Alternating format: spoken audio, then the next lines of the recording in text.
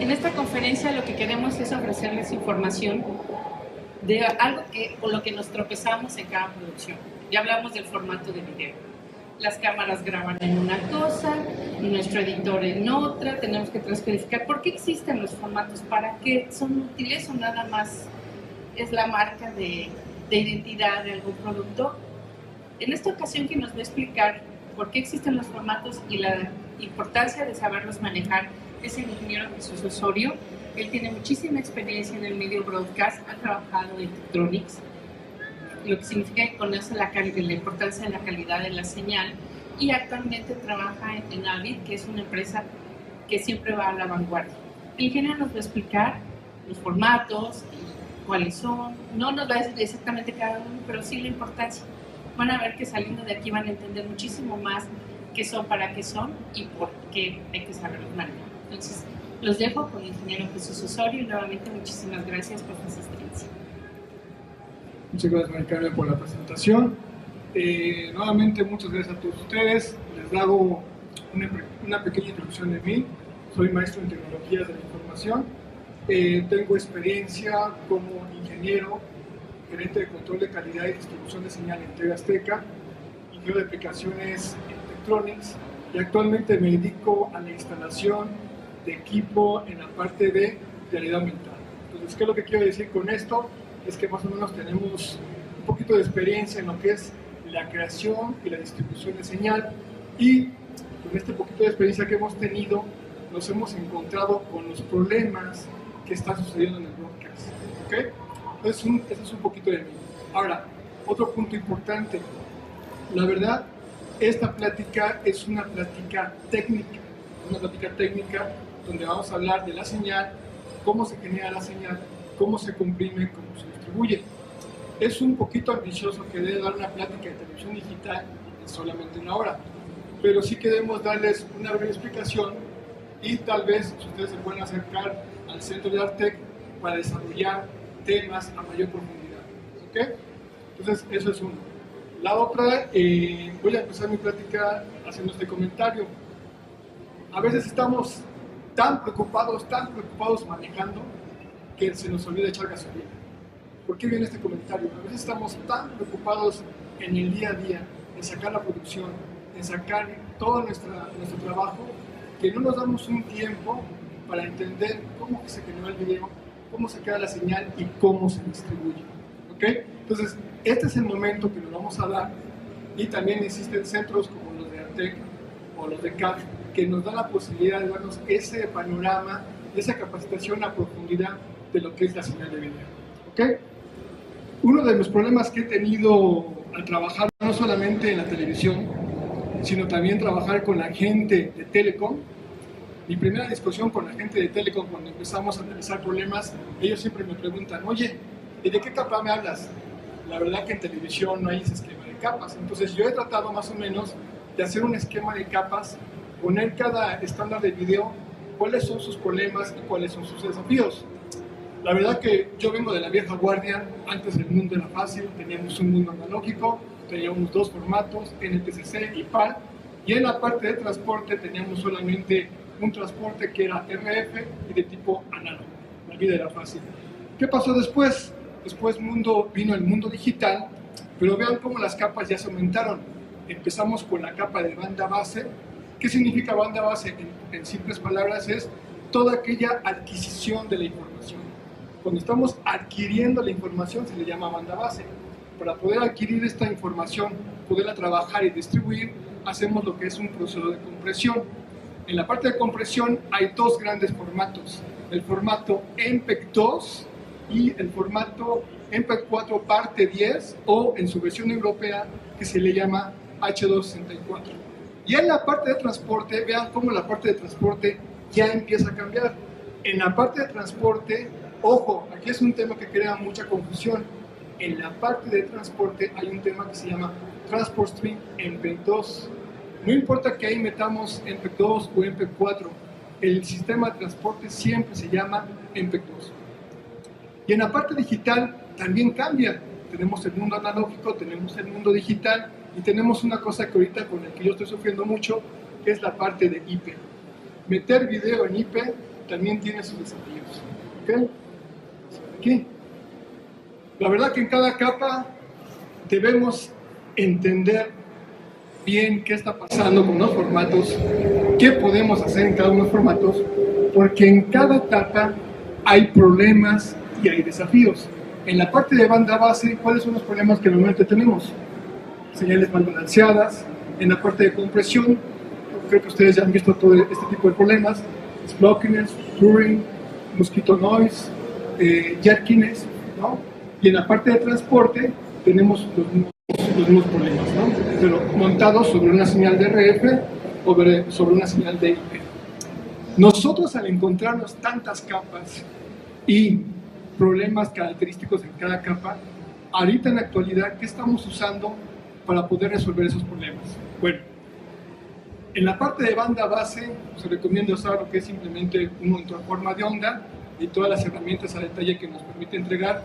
De hecho, hasta entrar en la parte de la capa física de lo que es el jitter.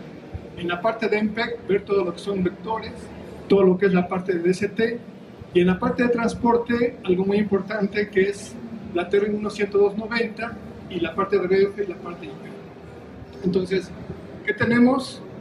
Realmente tenemos el video en diferentes capas, que es adquisición, transporte, ¿sí? Cada capa tiene sus problemas y cada etapa se resuelve con herramientas diferentes. ¿Okay? Esta presentación voy a hacer lo posible para que se les haga llegar a los que están aquí. No puedo entrar a detalle por el tiempo que tenemos, pero si ustedes lo gustan, lo podemos revisar ya en una plática. Aquí yo sé que algunos se van a molestar conmigo y van a decir: oye Jesús, venimos a una plática de televisión digital y tú estás empezando con audio. ¿Qué onda? ¿Qué pasó? ¿Quién me puede decir por qué estamos empezando con video analógico? ¿Por qué es necesario entender el video analógico si ya estamos en un mundo digital? De toda la audiencia que está aquí, salvo que alguien no pueda ver en ese sector, todos somos aquí humanos. Y realmente la forma como seguimos percibiendo el mundo es con un estímulo de una señal analógica. Entonces, podrá ser digital, HD, 4K, Ultra HD, pero realmente nuestros ojos siguen siendo analógicos. Entonces, por eso es importante tener bien claro el concepto del mundo analógico. Realmente, algunos ahorita me van a matar, pero yo podría dar toda la explicación con esta sola pantalla. Esta pantalla, ¿qué nos dice? Básicamente nos dice que toda la cantidad de colores que existen en este mundo se pueden reproducir con la combinación de 3 colores primarios: el rojo, el verde y el azul. No importa lo que hagamos después, al final, como les comenté, como somos humanos, tenemos que hacer esa decodificación de rojo, verde y azul. ¿Ok? Entra en el concepto. Tengo que recurrir a estos conceptos porque son los conceptos que empezaron a definir la televisión, que ahora nos impacta lo que es un encuadro de imagen y lo que es un campo. Básicamente empezó a hacerse un recorrido, un entrelazado del video de forma impar y otro campo de forma par, y juntos formaban lo que era un cuadro de imagen. ¿Okay? Aquí viene lo que es el campo progresivo y el campo entrelazado. Vuelvo a este concepto que es muy importante. Quedamos que no importa si sea HD, analógico, el principio básico es tener 3 elementos de color que me permiten reproducir todos los colores que yo estoy visualizando. ¿Ok? Si esto es así, hace años, cuando empezaron a experimentar con la televisión en color, se dieron cuenta que podían reproducir en televisión. De hecho, hicieron transmisiones con el sistema RGB. Pero ¿qué pueden ver del sistema RGB? Necesita un ancho de banda de 16 MHz. En aquel tiempo ya estaba la televisión blanco y negro, con un ancho de banda incluyendo la portadora de audio de 6 MHz. Tenían que haberse tirado 3 canales de transmisión para poder meter esta información. Entonces, ¿qué pasó? Del sistema RGB se pasó a un sistema de diferencia de color. Luminancia, la diferencia de color entre el rojo y el azul. ¿Qué es lo que están viendo? La luminancia tiene un ancho de banda muy alto y el color tiene un ancho de banda menor. ¿Por qué? La luminancia es un concepto importante tanto en analógico, tanto en digital, tanto en 4K. ¿Por qué? Porque responde a lo humano. nosotros podemos tener la percepción de una imagen, simplemente comandar o ponerle más cuidado a la información de luminancia. Sin embargo, son 12 MHz. Entonces, ¿qué es lo que hicieron los ingenieros en aquel tiempo? Reducir el ancho de banda mediante un formato NTSC por una modulación en cuadratura para formar lo que es el video analógico. Entonces, aquí empezamos ya nuevamente con el problema de los formatos. Como comentaba, empezar la captura en RGB, una diferencia de color, transmisión, la señal en NTSC y la transmisión al aire. Proceso inverso, se tiene que hacer lo mismo para llegar a nuestra pantalla en RGB. Llega a una infinidad de formatos y nos damos cuenta que la señal eléctrica pasa por una gran cantidad de circuitos. Los circuitos, los amplificadores, las resistencias tienen limitaciones y el no cuidar esa señal nos pueden crear problemas. Aquí tenemos, por ejemplo, en aquel tiempo, lo que era una señal analógica en normas, podemos verla bien, en forma. ¿Qué pasaría si esta señal se eleva en su nivel de luminancia? Pues se ve padre, ¿no? Se ve más brillo, pero ¿qué es lo que pasa? Perdemos lo que es el detalle. O podríamos tener menos brillo, pero se nos vería opaca la información. Entonces aquí es donde empieza la necesidad de entender el formato de video, las implicaciones que implica un formato y estar siempre en normas para tener una buena calidad de imagen. ¿Ok? Entonces, este problema nació del gran desafío que tuvieron los técnicos del mundo analógico de pasar de un sistema RGB a una modulación por cuadratura para tener una señal compuesta con esta información. Entonces, se hace una modulación de señal con dos vectores, ojo, dos vectores, para tener toda la información de color. ¿Ok? No voy a entrar en detalle, esto lo vemos en los cursos más a profundidad. Entonces, aquí es uno de los primeros problemas que tengo para entender los nuevos formatos. Esto nació del mundo analógico, tener un vectorscopio, tener un cuadrante donde tengamos todos los elementos de color, su ángulo y su intensidad. ¿Ok? Entonces, ¿qué es lo que tenemos ahí? Pues bueno, era muy sencillo, simplemente era encuadrar nuestra imagen.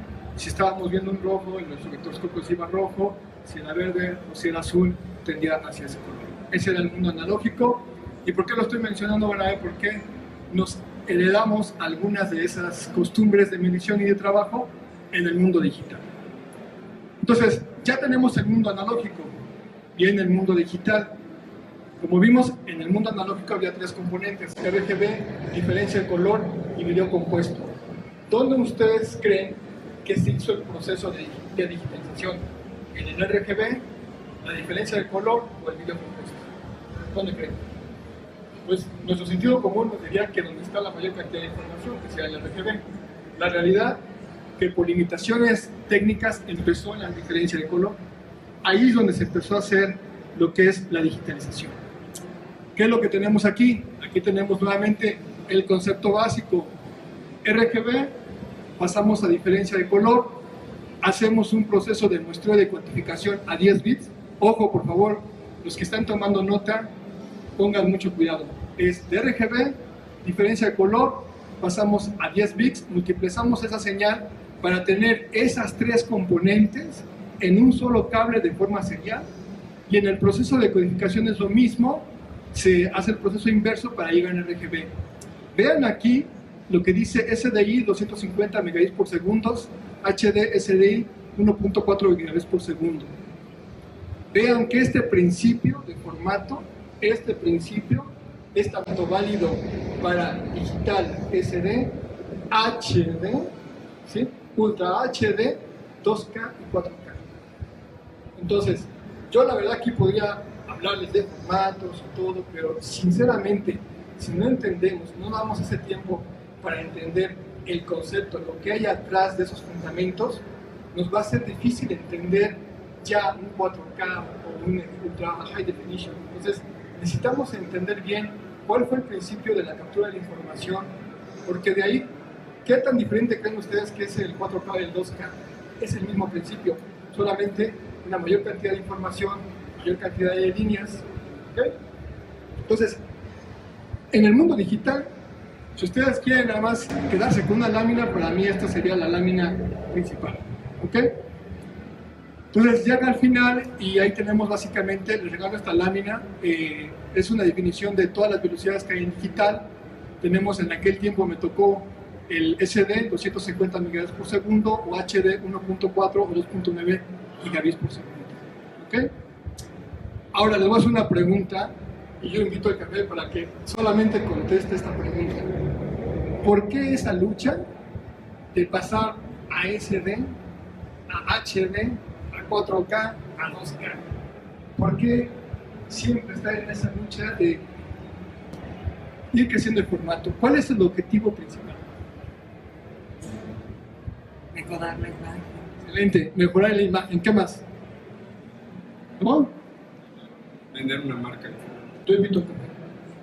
Excelente. Todas las respuestas estuvieron correctas, ¿sí? Pero ¿ahí querían contar algo? ¿Sí? ¿Por qué hago este énfasis? Porque me imagino para tener en orden esta evolución de la tecnología. muy bien, esa es una. Realmente, cuando nosotros hacemos esa captura de la información y la convertimos en una señal eléctrica, ¿ustedes qué creen que pase cuando pasamos esa señal real a una eléctrica? ¿Estaremos capturando toda la gama de colores? ¿No? Sí, no, ¿cuántos? Muchos, poquitos. Pues, ¿qué es lo que pasa? ¿Qué es lo que tenemos esta carta? Es la carta de cromosidad. Tenemos la luminancia y las diferencias de color en un eje. Y esta carta nos habla de todos los colores que el ojo humano puede percibir. Ahora les hago la siguiente pregunta, para la revancha. De todos esos colores, los formatos digitales, ¿creen que estén reproduciendo todos esos colores? Exacto. Sí, el video es que tiene un rango de grises mucho más amplio que el video. Exacto, exacto. Por eso es esa lucha de ir de SD, HD, 2K, 4K. El objetivo principal es poder capturar toda esa información de colores en esos formatos. Entonces, por ejemplo, esto es en realidad lo que se está capturando de toda la cantidad de colores visibles, lo que realmente se está capturando ya en un formato digital. Entonces, si yo aquí colocara la carta de 4K, las debo, la carta de 4K o de 2K, el ángulo es mayor, pero sin embargo no se siguen capturando toda la información. Ese es el gran desafío. Por eso es que siempre vamos hacia unos formatos con mayor cantidad de información. Pero ojo, el principio básico de la señal, de construcción de señal digital, es lo que acabamos de ver. ¿Okay? Aquí, por ejemplo, tenemos unas barras en SD y en HD. Podríamos parecer que son iguales, podríamos decir que las formas de orden son iguales, pero si vemos a detalle, las formas cambian. ¿Por qué cambian? Porque precisamente estamos capturando cantidad de colores diferentes. ¿Okay? Entonces ahí solamente es ya viendo, vean cómo en el mundo digital la señal cambia, la señal se debe de reproducir y analizar cómo se capturó en diferencia de color, en RGB, ya no más el monitor formal analógico, por favor, y ya no más el vectorscopio que vimos que nació de un proceso de modulación, de un desafío que tuvieron los ingenieros en aquel tiempo. Entonces, estas son las herramientas que yo recomiendo empezar a usar para capturar toda la gama de colores que hay en el mundo digital. ¿Okay? Voy a ir un poquito rápido, una disculpa por el tiempo que tenemos, pero si ustedes se acercan a Artec puede apoyarles con temas más a profundidad. ¿Qué es lo que, si ustedes vieron, yo puse unos instrumentos bastante conocidos, pero en realidad cuando ustedes ya tienen bien los principios claros de lo que se ve y de lo que se busca, no importa el equipo que pongamos enfrente, la realidad siempre es la misma, capturar esos tres formatos, RGB y el gamut que estamos trabajando y toda la cantidad de colores que estamos capturando. ¿Okay? Ese es un instrumento, una marca, de otra marca, pero la verdad que el principio es siempre el mismo. ¿Okay? ¿Estamos claros o no regresamos? Vamos bien, ¿no? O sea, la idea principal es esa, ¿no? Entonces estamos hablando del procesamiento digital. Básicamente, ¿qué es el procesamiento digital? Es tomar muestras y darle un muestreo de 10 o 8 bits. En el mundo digital, a cada muestra se le pone 8 o 10 bits o hasta 12 bits. oye Jesús, ¿y eso es importante? Pues vea la diferencia que hay entre una imagen y ponerle pocos bits y ponerle muchos bits. La definición que tenemos es bastante diferente. ¿Ok? Entonces, repito, y perdón que sea muy repetitivo, porque ese es un concepto básico que después nos ayuda en la parte de compresión. Entonces, en el mundo digital se meten componentes de video de forma serial. En video digital 422 se meten 4 componentes de luminancia y 2 componentes de la componente de azul y la componente de rojo. Cuando hablamos de compresión de video 420, muchos me dicen, no, pues es que ya te echaste una componente de color. Se nos fue el rojo, se nos fue el azul, ¿cómo le vamos a hacer? No es eso. Ahorita yo lo voy a explicar qué es lo que está pasando. ¿Ok? Entonces tenemos diferencia de color. No voy a entrar en detalle por el tiempo que tenemos un poquito cortos, pero ¿qué es lo que quiero decir? Ojo, en el mundo analógico era una cuestión de tiempo y de niveles de señal. Había que medir el nivel de la señal. En el mundo digital también es tiempo, pero aquí en el mundo digital es combinaciones de ceros y unos. Que esa combinación de ceros y unos son palabras que representan colores. Y ojo, por favor anótenlo. Es un problema que siempre tengo en todas mis instalaciones. En digital hay una secuencia de palabras que se llama XYZ, que significa la sincronía. Es decir, cuando su equipo digital detecta o escucha una secuencia de palabras XYZ, dice, ah, esto es sincronía. Entonces, ¿qué significa? Es mentira, que en digital soy feliz, me olvido de la sincronía, ya no existe la sincronía, somos felices. No, que los equipos sean nobles y que nos permitan un rango de trabajo grande, bien, pero el problema de la sincronía sigue existiendo aún en digital y esta combinación de palabras X y Z. ¿Okay? Aquí es lo que básicamente quiero dar a entender, que los equipos detectan este nivel de sincronía, combinación de palabras 3FF000 XYZ, y básicamente eso es lo que ven todos los equipos digitales, sea SD, HD, 2K, 4K, para poder sincronizar su señal. Así es como se ve un equipo ya en los datos digitales, ¿sí? Esa es la forma correcta de estar monitoreando una señal digital ahora, no el monitor forma de onda. Ya estamos viendo la secuencia de palabras en 3FF000XYZ. ¿Ok? En HD sigue siendo el mismo concepto, pero en ese espacio se mete una señal de CRC. ¿Quién me puede decir qué es la señal de CRC? Es que en cada señal, aparte de meter la información de video que nosotros estamos percibiendo y la información de sincronía, se mete lo que es una información de error, es decir, cuántos errores hay por cada línea. Es una información interesante que a nosotros los técnicos nos ayudan a solventar varios problemas. Entonces, en el mundo analógico, por eso tengo que hablar del mundo analógico, porque se heredan muchas cosas que nos afectan en el mundo digital. En el mundo analógico teníamos un espacio y un voltaje para sincronizar un equipo. En el mundo digital ese espacio ya no se utiliza, solamente con 3 palabras, 3FF000XYZ, sincronizamos nuestra señal. ¿Y qué se utiliza en ese espacio? Ese espacio se utiliza para meter muchas cosas, como por ejemplo el audio embedido. Ahí es donde se meten las palabras del audio embedido. ¿Okay? Nuevamente regreso a los básicos. Es un problema que me he encontrado mucho ya en instalaciones de sedes virtuales. Los sedes virtuales son representaciones matemáticas de la realidad. Una pequeña variación de la señal en sincronía afecta enormemente. ¿Qué es la sincronía? En el mundo, por ejemplo, la sincronía era eso, ¿no? Era la señal de burst, de black burst. Pero realmente, ¿cuál es el concepto de sincronía? Tener un pulso igual, constante, que nos diga, aquí estoy, y todos los equipos se pongan en la misma sincronía. En analógico era el black burst, y en la parte digital es la señal de trileno. En el mundo analógico, cuando teníamos 2 señales que no machaban, como el caso que tengo aquí, pues era fácil poner todo nuestro equipo en sincronía. Básicamente para que todos estuvieran en tiempos, agarramos una señal de referencia y empezamos a hacer el ajuste tanto de la fase en horizontal como en vertical, y ya teníamos todo nuestro estudio en sincronía como estamos aquí. Ahora yo les hago la pregunta, ¿cómo lo hacen en digital? Porque ya vimos que en digital son ceros y unos, son palabras.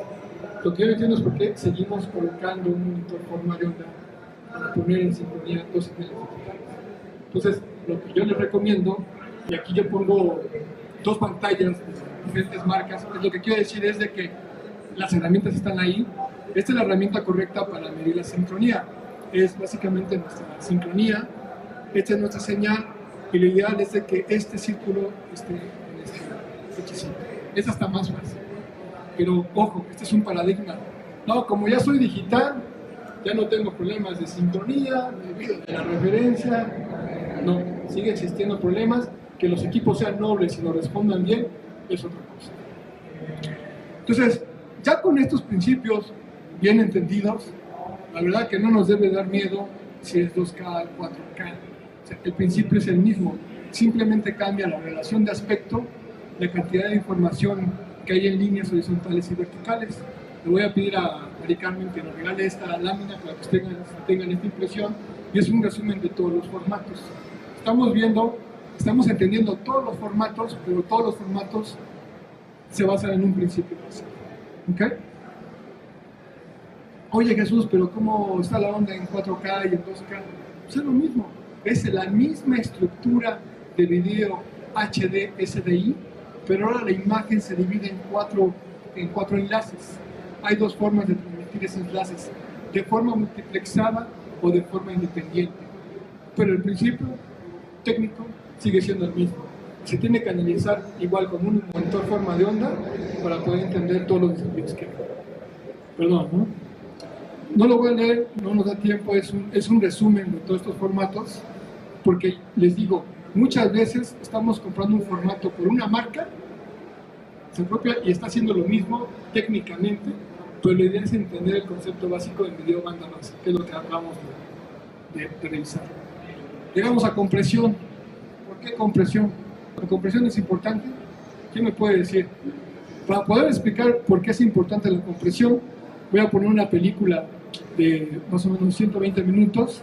En un DVD yo podría ver esa película. Si no tuviera compresión esa película, yo necesitaría 280 DVDs. Entonces, es importante la compresión, ¿no? Claro. Reduce ancho de banda, costos de almacenamiento, nos ayuda con muchas cosas. ¿Quién me puede decir cuál es la diferencia entre esas dos imágenes? Con los años de experiencia en televisión. La verdad que por ahí hay algunos que tienen experiencia y me van a decir, es que esta tiene eso y el otro tiene eso.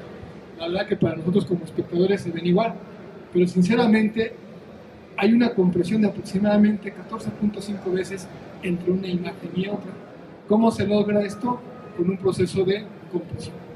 ¿Ok? No voy a entrar en detalle, digo, salvo que ustedes quieran una plática, se acerquen con Artec, podemos entrar a detalle. Lo que aquí yo sí quiero explicar son dos conceptos que es necesario entenderlos, y les juro que no importa si ustedes les ponen SDK, DVC Pro, JP, con que ustedes entiendan el concepto de compresión, cuáles son sus ventajas y desventajas, y entiendan técnicamente qué está pasando, ustedes pueden elegir cualquier forma. ¿Okay? Entonces, ¿qué es lo que pasa en la señal digital? Ya vimos que una señal digital es 422. Son 4 componentes de luminancia y 2 señales de diferencia de color. ¿Qué pasa cuando una señal entra a un compresor? Simplemente lo que hace es agarrar, hacer la diferencia entre las 2 componentes de color. Seguimos teniendo las 4 componentes de luminancia y solamente una señal que es la diferencia de color. ¿Ok?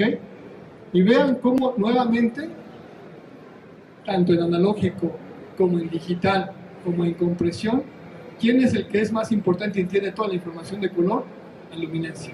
Por eso en compresión, lo que son las muestras de luminancia se siguen dejando y solamente se trabaja con la información de diferencia de color. ¿Ok? Después de esto, va con esto lo podemos ver en un curso, es bastante denso, pero este es el principio básico de cualquier formato de compresión que ustedes puedan ver. Esto se llama la DST. La DST, que es la transformada de coseno discreto. ¿Qué nos dice la transformada de discreto? No importa la señal que sea, cuando nosotros la pasamos al dominio de la frecuencia, esta señal puede ser representada por el valor de una constante y la suma de muchas armónicas o senoidales de diferente color. Entonces vean qué es lo que hace el compresor. El compresor dice, en lugar de transmitir todos esos valores, solamente va a transmitir, si acaso 4, este, y después dice, y 30 ceros más. Entonces, ¿qué es lo que estamos haciendo? Ahorrando espacio, y eso es parte del proceso de compresión. Esto se llama la DCT. ¿Okay? ¿Qué pasa en DCT si no tenemos cuidado? ¿Cómo nos afecta nuestra imagen? En la parte de abajo tenemos las altas frecuencias y en la parte de arriba tenemos la definición de la señal. Cuando el equipo no es muy bueno y está haciendo una DCT muy agresiva, tenemos lo que es el error de blockiness. Cuando pierde información de alta frecuencia tenemos lo que es el blurring y tenemos errores de cuantificación y errores de mosquito. Después de la compresión espacial, temporal sigue lo que es la compresión espacial, es decir, en el movimiento. ¿Ok? Entonces ya vimos lo que es la DCT. Todos los sistemas de compresión que ustedes conocen, todos, al menos hacen la DCT, el primer concepto básico de compresión. Entonces cuando ustedes agarren un formato el que quieran, van a leer y decir XDCAM, DCT. O X otro formato, MPEG, tantos volts. Y ahorita vamos a explicar ese concepto que se refiere. Vean lo que es la compresión espacial. Tenemos el cuadro ahí. El cuadro ahí es todo lo que vimos ahorita cómo se hace. Es quitar de 10 bits a 8 bits, quitar muestras de 422 a 420 y hasta hacer la transformada del coseno discreto. Y tenemos el primer cuadro. Pero ahora, ¿qué diferencia hay entre este cuadro y el que sigue? Si se dan cuenta, la imagen es muy similar. Lo único que cambia es que el carrito de posición. Entonces, el equipo almacena esa información en una memoria, analiza la información en macrobloques y dice, oye Jesús, pues ya tengo esta información y lo único que cambió es el carro. Entonces, tengo el carro y lo paso de una posición a otra. Y eso son lo que se llama en compresión vectores de movimiento. ¿Ok? Y ya después solamente pone lo que son las diferencias entre el cuadro I, el cuadro P y los cuadros P. ¿Ok? Y todo eso forma lo que es el famoso GOP. ¿Qué es el famoso GOP? Es esa secuencia de imágenes, cuadros de compresión entre cuadros I, que son los cuadros base, los cuadros anclas, los que tienen la mayor información, y todos los demás que son la diferencia. ¿Ok? Entonces, cuando nosotros estemos editando, pregunta básica, cuando estemos haciendo edición, ¿qué nos conviene trabajar? ¿Con un formato que trabaje con muchos cuadros I o que tenga un GOP muy alto? Ahora, si estamos transmitiendo, ¿qué nos conviene? ¿Tener un cuadro I donde se tiene la mayor cantidad de información o tener un GOP muy alto? Por eso que se debe de entender este concepto básico, ¿no? Y la verdad, cuando ustedes ven el formato, entendiendo el concepto básico, cualquier formato es fácil de entender, ¿no? Ahí serían los códecs. Ahorita voy a explicar lo que son los códecs y lo que son los contenedores, ¿no? Entonces, este formato que estamos viendo es el principio de formato de compresión MPEG-2. ¿Ok? Es compresión MPEG-2. Oye Jesús, ¿y qué pasa? ¿Qué problemas hay? Bueno, si estos vectores de movimiento están mal, pues se ponen en diferentes posiciones. Se ve ese es lo que se le llama error blocks o el jerkiness, el jaloneo como la imagen. ¿Ok? ¿Qué es lo que pasa si esos datos ya poniéndoles una trama IP están bien codificados? No hay problema, esos se repiten sin ningún problema, la imagen puede salir bien, o estos paquetes pueden verse afectada la calidad de la imagen, podemos tener ese tipo de problemas, ¿no? ¿Qué tanto cambia este concepto básico de MPEG-2, H264? ¿Qué creen? Es casi básicamente el mismo concepto, solamente que aquí en MPEG-2 tenemos cuadros fijos, macrobloques fijos, 16 por 16, y en H264, dependiendo de la entropía y la redundancia, estos son adaptables. Entonces, realmente gasta más energía donde debe y donde no, pues no lo hace, ¿no? También hace lo que es intercuadros, así como teníamos los cuadros I-BBP, estudia la imagen en general y dice, aquí sí me conviene un cuadro I, un cuadro P, pero en toda esta secuencia de un carro que es repetitivo no me conviene. Esta es básicamente la gran diferencia entre H264. Ya que tenemos el video comprimido, realmente, por ejemplo, cuando nosotros vemos Sky no solamente vemos un canal, vemos muchos canales. ¿Cómo lo hacemos para meter todos esos videos comprimidos en un medio de transporte? Nace lo que es el MPEG-2 Transport Stream, que nos permite meter varios tramas de video en un solo formato. Aquí vemos, si quieren después lo podemos ver más a detalle, se estudia cómo el no tener bien empaquetada esta información nos puede afectar en nuestra calidad. Aquí, si acaso, lo que hay que mencionar es de que en el MPEG-2 Transport Stream hay una norma que se llama la Technical Recommendation 102.290, que nos dice qué prioridades tener en cuenta para tener una buena calidad de imagen. ¿Okay?